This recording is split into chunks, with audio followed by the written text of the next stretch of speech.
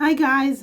So a couple of weeks ago, or maybe about 3 weeks ago, my hubby actually installed this ladder stair to go up to my loft space in my shisha greenhouse. And today I just installed, check this out, my railing for the loft space. That's it, simple, just some 2x4 and some 1x4, I think 1x3 pieces that I used to do like the handrails. And this is it. My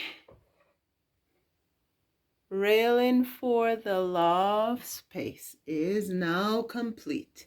Everything we do gets us one step closer to finishing. So I'm liking that I was able to do this just now. What do you think? Let me know.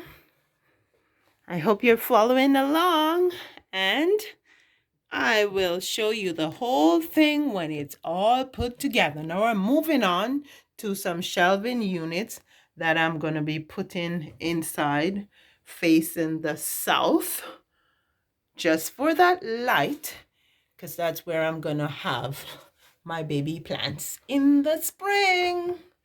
Thanks so much for subscribing, for telling somebody about my channel. If you haven't subscribed, please do hit the notification button and tell somebody about it.